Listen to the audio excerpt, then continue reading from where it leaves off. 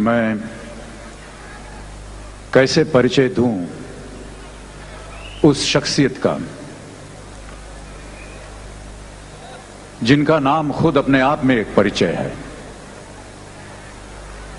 मैं कैसे परिचय करूं उस व्यक्ति का जिनकी आवाज देश की ही आवाज नहीं बल्कि सारे विश्व की आवाज है।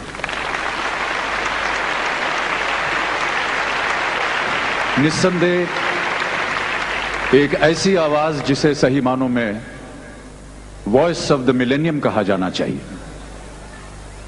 मैं कैसे परिचय दूं उनका जबकि सुर, ताल, संगीत सब उन्हीं के नाम से शुरू होता है और उन्हीं के नाम से खत्म हो जाता है। मैं कैसे परिचय दूं उनका जिन्होंने विश्व भर में अनगिनत खिताब पाए हैं, अनगिनत रिकॉर्ड्स कायम किए हैं। इस अमूल्य रत्न का मूल्य कैसे किया जाए?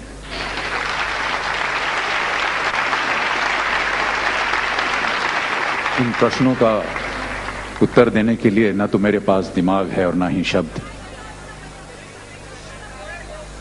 हमारे पड़ोसी मुल्क के लोग जब कभी हमसे मिलते हैं तो कहा करते हैं कि हमारे पास वो सब कुछ है जो आपके पास भारत में है, बस दो चीजें नहीं हैं, ताजमहल और लता मंगेशकर।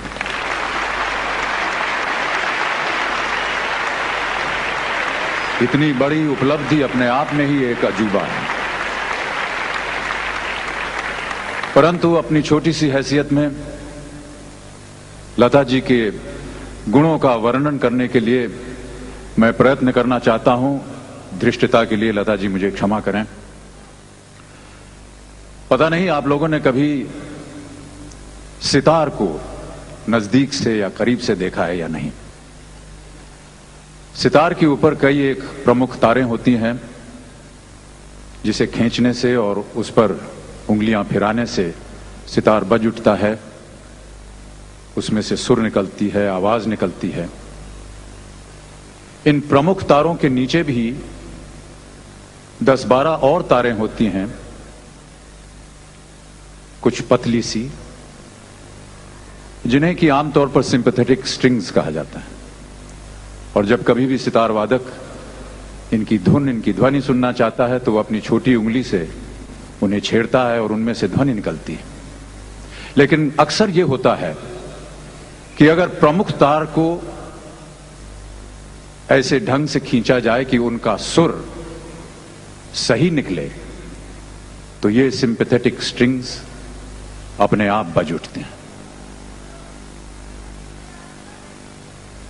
ये सिंपैथेटिक स्ट्रिंग्स इसलिए बज उठते हैं क्योंकि उस सुर में इतनी प्रबलता होती है, इतनी शुद्धि होती है कि उन्हीं के कारण ये तार अपने आप बज उठते हैं। लता जी के सुर में, लता जी के गायन में, लता जी की आवाज में मेरा ऐसा मानना है कि इतनी प्रबलता है, इतनी शुद्धि है कि वो मनुष्य की आत्मा के तारों को झंकृत कर देती है।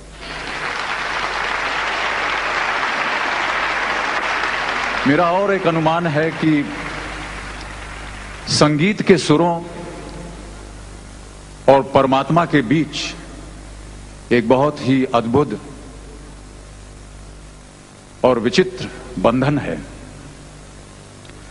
और यदि कोई ऐसी डोर है या कोई ऐसा तार है जो मनुष्य की आत्मा को परमात्मा के साथ बांधता है, जोड़ता है, तो उस डोर, उस तार का नाम है लता मंगेशकर। देवियों और सज्जनों, साक्षात सरस्वती के इस रूप को मैं शत शत प्रणाम करता हूं और बड़े ही विनम्र भाव से आग्रह करता हूं, आमंत्रित करता हूं कि लता जी हमारे समक्ष आएं और हमारे और आपकी आत्माओं को परमात्मा के साथ बांधें। देवियों और सज्जनों, आदरणीय लता मंगेशकर जी।